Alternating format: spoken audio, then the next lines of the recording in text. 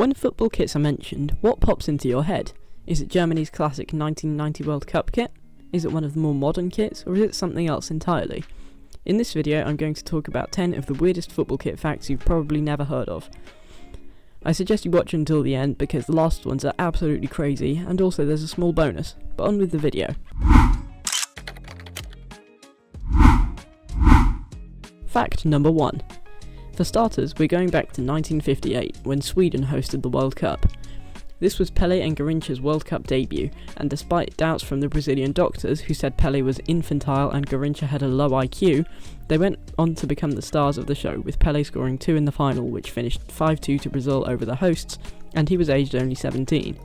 Since Sweden wore a yellow kit, just as Brazil usually did, the South American team had to change theirs around, so before the final it was decided that they play in blue, the colour of the Catholic patron saint of Brazil. A search party was sent into Stockholm to purchase some blue shirts, and the crests and numbers were hurriedly sewn on to complete the kit. Since then, Brazil have always worn blue as their away kits, with the only exception being in 2019 when they wore a white one. Fact number 2. If you were in touch with football in 2014, then you might know about this truly abominable kit that was made by Spanish side Cultural Leonesa. It was the club's 90th anniversary, and so they made a kit designed, unfortunately, like a tuxedo.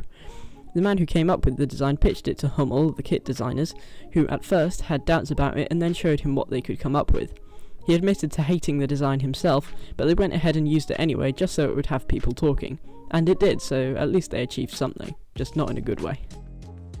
Fact number 3. In 2012, Welsh Championship side Cardiff City changed their traditional royal blue home kit for a red one, with their blue kit becoming their away kit. This was quite controversial, and most of the Cardiff supporters disliked the change. The reason for the change was the Malaysian owners saying that they needed changes that were major and significant, 2 words that literally mean basically the exact same thing. Their leading fan, Gwyn Davies, said that the fans calmed down about it and thought it over and it wasn't such a bad idea after all, which some fans agreed with, although others pointed out that the blue away kit basically added insult to injury. After 3 seasons of wearing red, one of which was spent in the Premier League, Cardiff eventually gave in and went back to blue, which I think we all agree looks much better. Fact number 4. At the 2004 African Cup of Nations, Cameroon were one of the favourites for the trophy. Their team featured a young Samuel Eto'o and the Real Madrid midfielder Garemi. Unfortunately, they were knocked out in the semis, and they also got into a bit of trouble with FIFA. What was the problem? Financial fair play rules broken? Manchester City? No, it's nothing like that. What the problem actually was Cameroon's kit. The issue was that they wore not a set of shirt and shorts, they wore a vest and shorts, and if that's not bad enough, they had both stitched together, a one-piece football kit. FIFA promptly banned it, with their spokesman Keith Cooper saying that they're not shirts, they're vests. It was true, but I don't know why he had to be such a spoilsport. Even though FIFA cancelled it, this kit has gone down in history as one of the weirdest of all time. Fair play Cameroon, this one is kind of unforgettable. Fact number 5. FC Barcelona are one of the biggest names in football, maybe less so these days, but 12 years ago or so they were unquestionably the best team in the world. Their famous blue and red stripes have also gone down in history as one of the most iconic designs. The origin of their kit is actually fairly unknown though. There are a few versions of the story. Some believe that the colours come from the founder, Johann Gamper, who was born in Switzerland, and that the red and blue come from the home strips of either Swiss team FC Basel or Dutch team Excelsior. Others believe that it was chosen by the mother of one of the players who picked the colours that were available to her. This claim, however, was disproved by the fact that her son, Komamala, only made his debut for the club in 1903, 4 years after Barca was founded. But the story that is accepted by Barca themselves is that it comes from Merchant Taylor, the school rugby team near Liverpool. 2 of the Barcelona team's original players went to that school, Frederick Arthur and Ernest Whitty, and they persuaded the team to adopt the blue and red of the rugby team instead. Fact number 6. In 1995-96, Manchester United were very clearly one of the best teams in the world. They only lost 6 games that season, their last loss being at Southampton, who finished 17th. You would think, with a team that consisted of David Beckham, Peter Schmeichel and Paul Scholes, that they definitely shouldn't have lost a game like that. Well, as you've probably guessed by now, it was their kit that gave them the loss. Unfortunately, the designers Umbro thought it would be a good idea for them to have grey away shirts that season, as it would look good with jeans and more people would buy it. Unfortunately, they totally forgot about the fact that kits aren't just for selling, the players are supposed to wear them as well.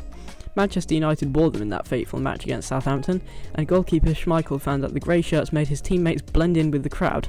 As such, they couldn't play long passes without being able to properly see their teammates, which restricted their ball distribution, and at half-time they were 3 goals down.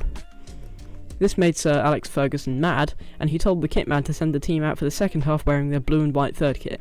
They managed to score 1 goal in the second half, but it wasn't enough to get a point, and their final score was 3-1. Fact number 7. Juventus are probably one of the most prestigious clubs in Italy. They've won the most Serie A titles, and you probably already know that Cristiano Ronaldo used to play for them. They wear a striking black and white striped kit most seasons, but that wasn't always the case. When the club was formed in 1897, they wore a weird pink kit with, for some unknown reason, a black tie. Eventually they realised that it wasn't becoming of a football kit, and so they sent for a new kit from England. The man tasked with the new kit happened to be a Notts County fan, and he set up some black and white striped shirts, based on the English club strip. Juventus liked how imposing it was, and to this day they've worn black and white as their home kit. Fact number 8. In 1968, the USA began a new football league. I would call it soccer, but I like to think I have enough dignity not to. It was called the North American Super League, the NASL. I think I mentioned it in my previous video, but for those who haven't watched that, I'll give you a brief introduction. The NASL brought in more famous old football players than you could shake an enormous salary package at. They had Pelé, Beckenbauer, Eusebio, Carlos Alberto, George Best, Cruyff, Gerd Müller, and tons of others. But another thing that the league was famous for was its team names and its kits. The Washington Diplomats had the word DIPS splayed right across the front, and the Rochester Lancers had a giant lance on theirs. But worst of all were the Caribous of Colorado.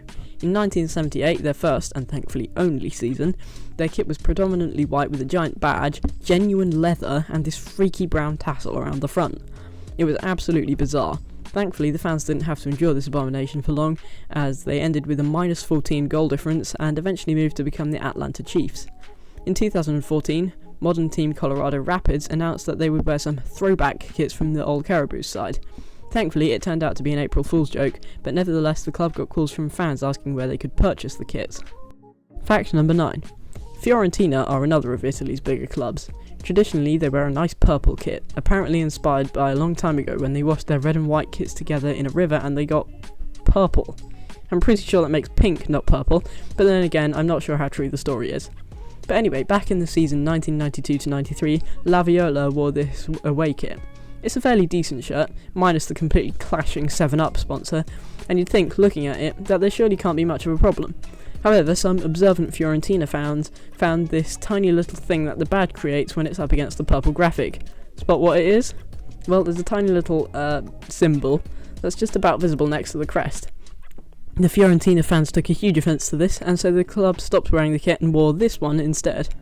And for our final fact, I have to say, sometimes I worry that we're running out of kit designs. Apparently, all you need to make a kit design is take a picture of your groceries and just print it onto a green shirt, which is exactly what Lorca FC did for 4 consecutive years as their away kit. Their kits from 2012 all the way to 2016 were just a picture of broccoli florets, inspired apparently by the fact that the area where the club is based farms a lot of broccoli. Thankfully, the side went bankrupt recently, and so they didn't have to endure their terrible design for much longer. Other teams with totally weird inspirations behind their designs are, well, in the 2016-17 season, 4th tier Spanish team CD Palencia wore this absolutely horrendous muscles design kit covered in sponsors. This was apparently to signify the Spanish football saying, left their skin on the pitch, which means that they played at their absolute best. But while it's a cool idea, it really doesn't work well on a shirt. Don't worry, there's one more. Albion Rovers, a Welsh team, were sponsored by Subway this year. For some reason, that meant they had to turn up in this away kit. Disgusting.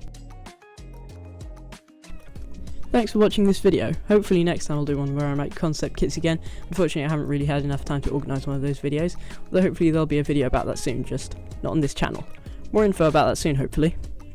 Anyway, I hope you enjoyed this video, found it interesting, etc., and I'll see you next time.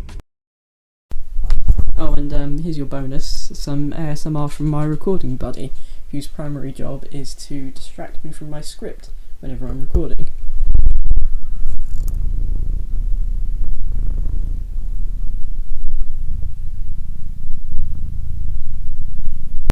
I hope you enjoyed that.